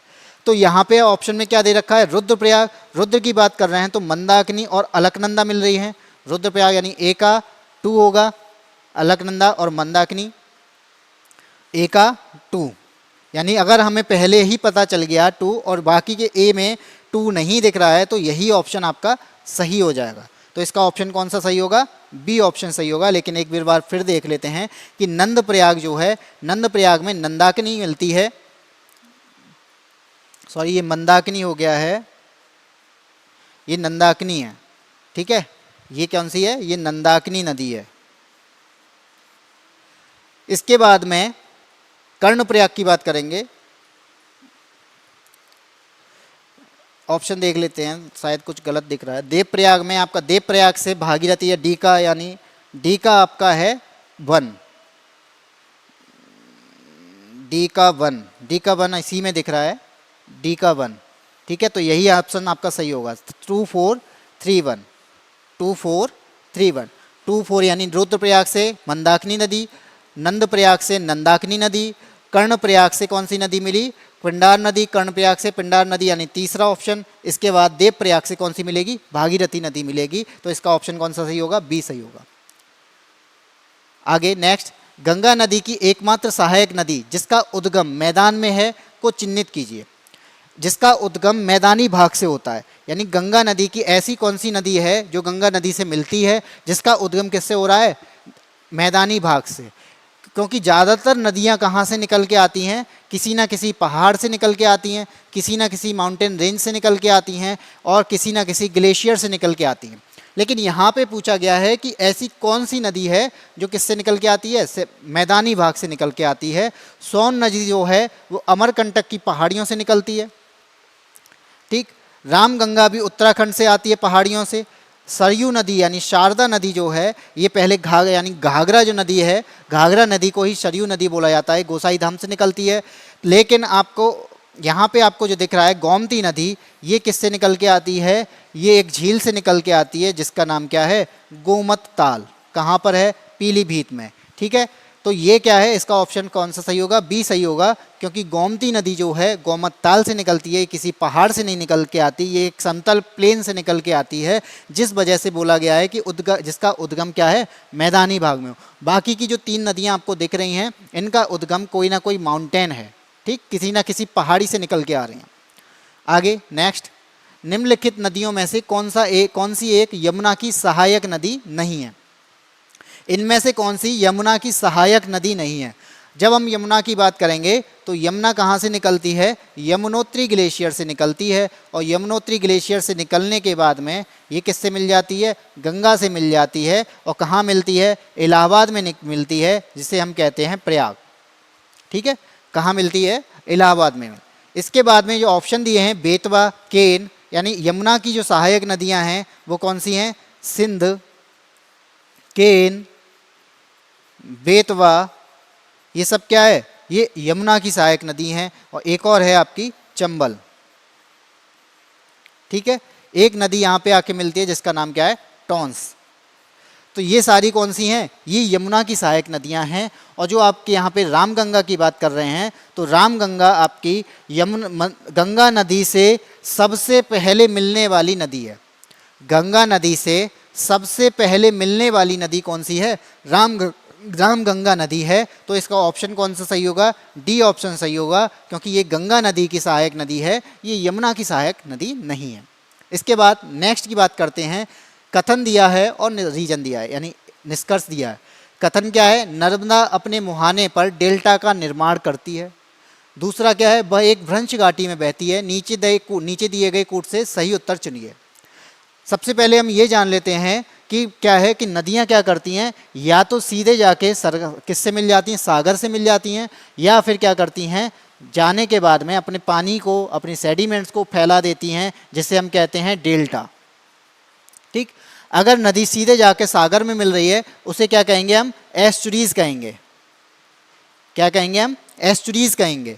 अब एस्चुरी कौन सी नदी बनाती हैं और डेल्टा कौन सी नदी बनाती हैं? ये जब आपका चैप्टर आ रहा है जुनून बैच में, आप जुड़िए। जुनून बैच में ये चैप्टर जब चलेगा तो आप जानेंगे कि डेल्टा कौन सी नदी बनाती है, एस्चुरीज कौन सी नदी बनाती है। लेकिन अभी यहाँ पे पढ़ते हैं कि नर्मदा अपने मुहाने पर डेल्टा का निर्माण करती है। नर्मदा जो है कहाँ से निकलती है? अमरकंटक से निकलती है। यहाँ आपकी विंध्याचल रेंज में अमरकंटक की पहाड़ी है। अमरकंटक से 2 नदियाँ निकलती हैं। एक नदी है आपकी जो आपका कहाँ जाती है? अरब सागर में गिरती है, जिसका नाम क्या है? नर्मदा। और दूसरी नदी है सोन, जो गंगा से जाके मिलती है, ठीक। नर्मदा नदी, और ये आपकी एक और पहाड़ी है जिसका नाम क्या है? सतपुड़ा। नर्मदा नदी यानी विंध्याचल और सतपुड़ा के बीच में भ्रंश घाटी में बहती है, तो जो रीजन दिया है वो तो सही है, वह एक भ्रंश घाटी में बहती है, यानी कारण सही है, आर सही है। और दूसरा क्या दे रखा है, पहला जो दे रखा है कथन क्या है, नर्मदा अपने मुहाने पर डेल्टा का निर्माण करती है, लेकिन यहाँ की जो नदियाँ हैं, यानी जो ईस्ट वेस्ट की तरफ जाने वाली जो नदियाँ हैं वो डेल्टा का निर्माण नहीं करती हैं। तो ये क्या बनाती हैं, ये एस्चुरी बनाती हैं, और एस्चुरी क्या का मतलब क्या है, ये आके सीधे सागर में जाके मिल जाती हैं। लेकिन जो ईस्ट की तरफ जाने वाली नदियां हैं प्रायद्वीपीय भारत की, वो यहाँ पे डेल्टा बनाती हैं, जिस वजह से क्या है, यहाँ के जो मैदानी भाग हैं वो ज़्यादा चौड़े भी देखने को मिलते हैं। क्यों देखने को मिलते हैं, क्योंकि वो क्या करती हैं, डेल्टा बना के अपने सेडिमेंट्स को इस जगह पे छोड़ देती है, जिस वजह से यहाँ की जो आपके जो मैदानी भाग हैं यानी प्लेन्स है, तटवर्ती मैदान है, वो क्या हो जाते हैं, चौड़े हो जाते हैं। ठीक, तो इसका ऑप्शन कौन सा सही होगा, यानी नर्मदा अपने मुहाने पर डेल्टा का निर्माण करती है, डेल्टा नहीं बनाती है, एस्चुरी बनाती है, ज्वारनद बोलते हैं जैसे। तो पहला क्या है, ए गलत है और आर सही है। इसका ऑप्शन कौन सा सही होगा, डी सही होगा। ठीक, नेक्स्ट की बात करते हैं। अमरकंटक से कौन सी नदी का उद्गम होता है, ये हमने अभी पढ़ा, ये लास्ट वाला जो क्वेश्चन था कि ये अमरकंटक कहाँ पर है। विंध्याचल रेंज में एक पहाड़ी है जिसका नाम क्या है, अमरकंटक। और अमरकंटक से आपकी नदी निकलती है, एक नदी निकलती है जिसका नाम क्या है, नर्मदा नदी, जो अरब सागर में जाके मिलती है। और एक और नदी है, कौन सी नदी, सोन नदी, जो किससे मिलती है, गंगा से आकर मिलती है।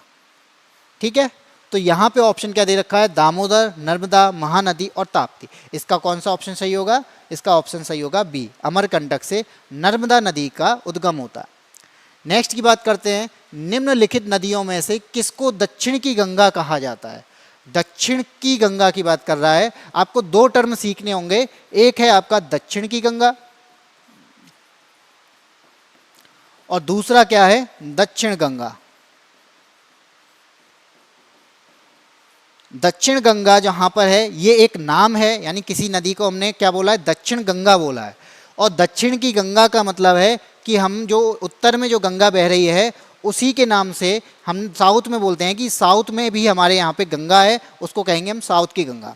ठीक, दक्षिण गंगा क्या है, दक्षिण गंगा नाम है। जब दक्षिण की गंगा की बात करते हैं तो ये नदी हो जाती है कावेरी, और दक्षिण गंगा की बात करते हैं तो ये नदी हो जाती है गोदावरी। क्वेश्चन में पूछा क्या है, दक्षिण की गंगा, यहाँ पे दिया है की गंगा। जब की गंगा की बात कर रहे हैं यानी दक्षिण की गंगा की बात कर रहे हैं, तो इसका ऑप्शन क्या होगा, कावेरी नदी। अगर दक्षिण गंगा की बात करता तो ऑप्शन क्या होता, गोदावरी नदी। इसके बाद नेक्स्ट क्वेश्चन क्या है, निम्नलिखित में से किस एक स्थान से भारत की दो महत्वपूर्ण नदियों का उद्गम होता है, जिनमें से एक उत्तर की तरफ प्रवाहित होकर बंगाल की खाड़ी की तरफ प्रवाहित होने वाली दूसरी महत्वपूर्ण नदी में मिलती है और दूसरी अरब सागर की तरफ प्रवाहित होती है। ठीक है, ऑप्शन दे रखे अमरकंटक, महाबलेश्वर, नासिक और बद्रीनाथ। ये हम पहले, यानी इस क्वेश्चन का प्रारूप चेंज हो गया, यानी क्वेश्चन पूछने का तरीका चेंज हो गया, लेकिन इसका आंसर अभी हम पहले ही पढ़ चुके हैं। ये क्या है, इससे पहले हम जो पढ़े थे कि अमरकंटक से दो नदियां निकलती हैं, एक नर्मदा और एक सोन। सोन किससे जाके मिलती है, गंगा से। ना ही उसने क्वेश्चन में गंगा का नाम लिया है, ना ही उसने कोई पहाड़ी का नाम लिया है, ना ही किसी नदी का नाम लिया है। क्वेश्चन पूछने का तरीका चेंज कर दिया है। क्या किया है कि निम्नलिखित में से किस एक स्थान से, यानी कोई एक स्थान है, यानी जो में कौन सा है, अमरकंटक एक स्थान है, दो महत्वपूर्ण नदियां निकलती हैं, यानी अमरकंटक से दो नदियां निकलती हैं। एक कौन सी है, नर्मदा, और दूसरी कौन सी है, सोन नदी। ठीक, आगे कह रहा है जिनमें एक उत्तर की तरफ प्रवाहित होकर, यानी ये क्या है, ये कौन सी दिशा है, ऊपर जा रही है, तो ये नॉर्थ की ओर बाहर जा रही है, बंगाल की खाड़ी की तरफ प्रवाहित होने वाली दूसरी महत्वपूर्ण नदी। अब बंगाल की तरफ जाने वाली यहाँ पर कौन सी है, गंगा नदी, यानी महत्वपूर्ण नदी कौन सी है, गंगा नदी, जो कहाँ जाके मिलती है, जो कहाँ जाती है, बंगाल की खाड़ी में जाती है, और दूसरी अरब सागर की तरफ प्रवाहित होती है। यानी नर्मदा कहाँ जाती है, अरब सागर की तरफ जाती है। तो इसका ऑप्शन क्या होगा, अमरकंटक। अमरकंटक से दो नदियां, नर्मदा और सोन। इसके बाद में नेक्स्ट, प्रायद्वीपीय भारत की नदियों में से कौन सी सबसे लंबी नदी है। प्रायद्वीपीय भारत की नदियों में कौन सी सबसे लंबी नदी है, उसका ऑप्शन है गोदावरी। ये क्या है, ये सबसे लंबी नदी है प्रायद्वीपीय भारत में। ठीक, अगला पढ़ते हैं। दामोदर जिसकी सहायक नदी है वह है गंगा, पद्मा, हुगली और सुवर्णरेखा। दामोदर किसकी सहायक नदी है? आपको पता होगा कि एक नदी है जिसका नाम है गंगा, यहाँ से उसकी डिस्ट्रीब्यूटरी निकलती है। जिस कौन सी नदी है? हुगली नदी। डिस्ट्रीब्यूटरी कौन सी है? यानी अगर गंगा नदी से कोई नदी आके मिल रही है तब उन्हें उसे बोल रहे हैं ट्रिब्यूटरी। जब गंगा नदी से कोई नदी आके हट रही है यानी दूसरी उसका फ्लो दूसरी जगह जा रहा है तब उसे हम क्या बोलते हैं? डिस्ट्रीब्यूटरी। इसे बोलेंगे सहायक नदी जो गंगा में जाके मिल रही है, और जो गंगा के से दूसरी यानी गंगा से एक धारा अलग निकली है उसे हम कहते हैं वितरिका। ठीक है, तो कौन सी नदी निकली है? हुगली नदी। और इसी नदी से आके कौन सी नदी मिलती है? दामोदर नदी आके मिलती है, जिसे क्या कहते हैं? बंगाल का शोक बोलते हैं। दामोदर नदी को बंगाल का शोक बोलते हैं। ऐसे ही आपका कोसी नदी है उसको बिहार का शोक बोलते हैं। तो इसका ऑप्शन क्या होगा? दामोदर जिसकी सहायक नदी है वो किसकी सहायक नदी है? हुगली की सहायक नदी है। इसका ऑप्शन सी सही होगा। आगे बात करते हैं। अगला, निम्नलिखित युग्मों पर विचार कीजिए। उपर्युक्त युग्मों से कौन सा सुमेलित है? इसमें क्या है कि कौन सा सुमेलित है ये बताना है। ये इसकी सहायक नदी है, ये इसकी मुख्य नदी है। तो यहाँ पे क्या है? चंबल नदी जो है वो नर्मदा की सहायक नदी है क्या?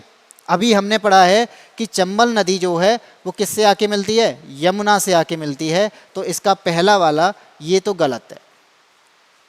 अगला दे रखा है सोन नदी। सोन नदी यमुना से आके मिलती है? नहीं, ये भी हमने पढ़ा है कि यहाँ पे आपकी गंगा नदी है, अमरकंटक से एक नदी आके मिलती है जिसका नाम है सोन, और ये किससे जाके मिलती है? गंगा से मिलती है। ये किससे मिल रही है? गंगा से, और ये यमुना से। तो इसका सेकंड भी गलत है। थर्ड दे रखा है मानस नदी। मानस नदी किससे जाके मिलती है? ब्रह्मपुत्र से। ये सही है क्योंकि मानस नदी जब इंडिया में एंट्री करती है, एंट्री करने का असम में जाकर एक नदी मिलती है जिसका नाम क्या है? मानस नदी। और यहीं पर आपका क्या है? मानस नेशनल पार्क। क्या है यहाँ पर? मानस नेशनल पार्क। किस नदी के पास में? मानस नदी के पास में। और मानस नदी किससे मिल जाती है? ब्रह्मपुत्र नदी से मिल जाती है। तो इसका ऑप्शन कौन सा सही होगा? केवल 3, क्योंकि बाकी के दोनों क्या हैं? गलत है। तो इसका ऑप्शन डी सही है। नेक्स्ट, भारत के निम्न जलप्रपातों में से कौन सा गोवा में स्थित है? यहाँ पे आपको दे रखे हैं धुआंधार, दूधसागर, नोखालीकई और लैंडसिंग। इनमें से जो आपका गोवा में स्थित है, आपने एक फिल्म देखी होगी, कौन सी? चेन्नई एक्सप्रेस। चेन्नई एक्सप्रेस में आपको जो जलप्रपात दिखाया जाता है, वाटरफॉल दिखाया जाता है, वो कौन सा है? वो दूधसागर है। वो कौन सा है? वो दूधसागर वाटरफॉल्स है। और ये कहाँ पर है? ये गोवा में स्थित है। इसका ऑप्शन कौन सा सही होगा? बी सही होगा। इसके बाद में अगला है भेड़ा घाट पर कौन सा जलप्रपात है?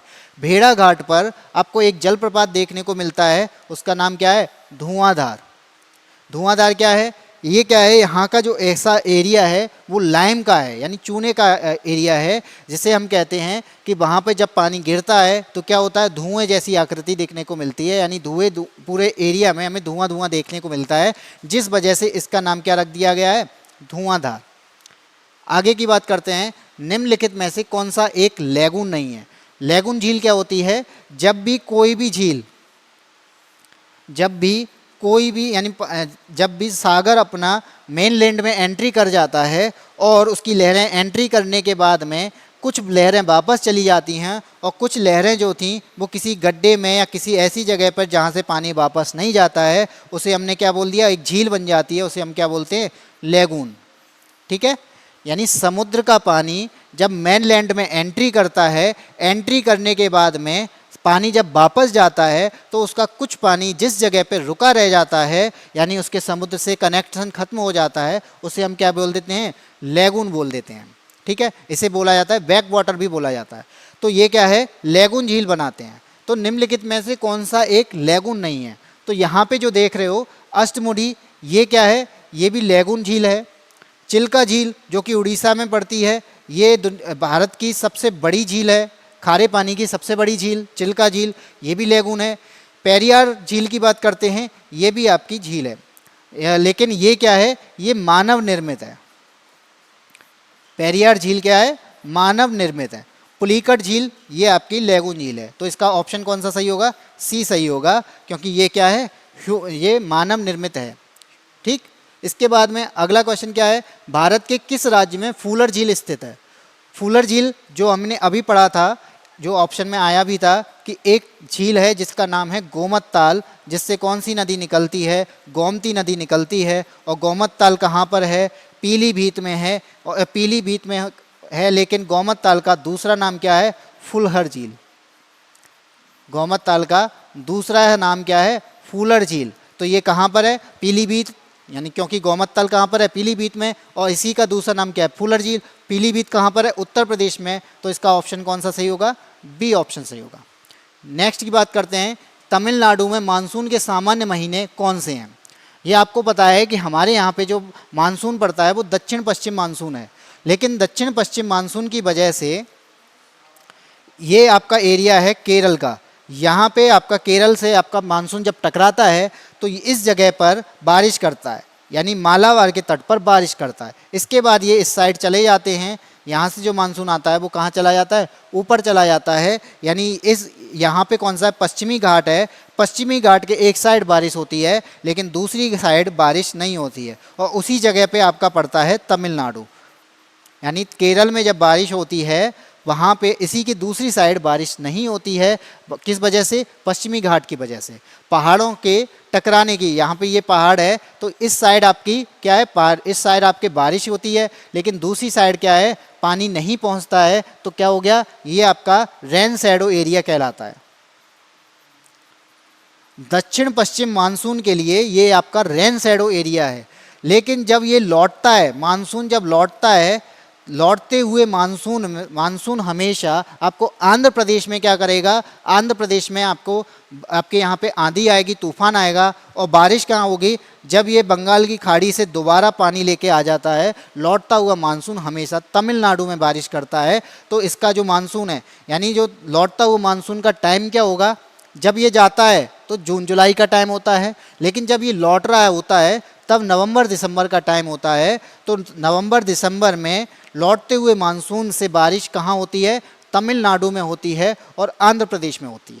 ठीक है, सबसे ज़्यादा बारिश कहाँ होती है? तमिलनाडु में।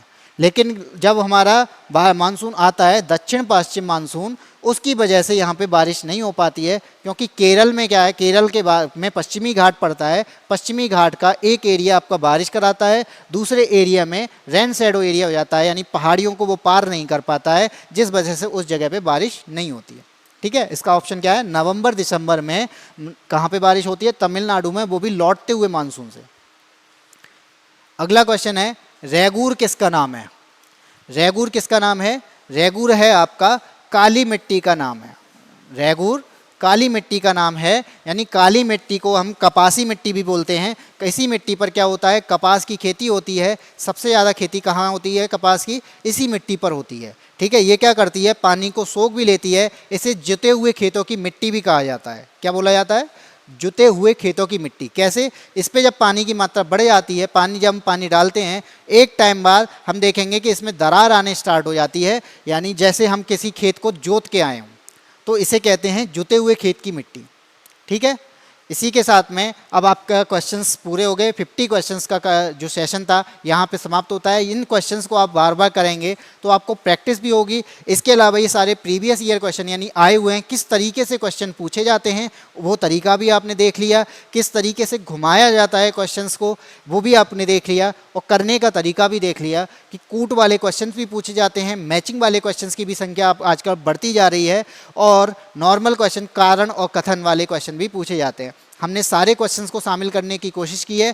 अब जब अगला टर्म आएगा तो अगले टर्म पे भी हम इससे भी और अच्छे यानी प्रीवियस ईयर जो अदर यानी यूपी पुलिस के अलावा एसएससी, सीजीएल, एसएससी, सीएचएसएल में भी आए हुए क्वेश्चन हैं या वनडे एग्जाम में क्वेश्चन जो आए हैं उनको भी लाने का प्रयास करेंगे। इसी के साथ में थैंक यू।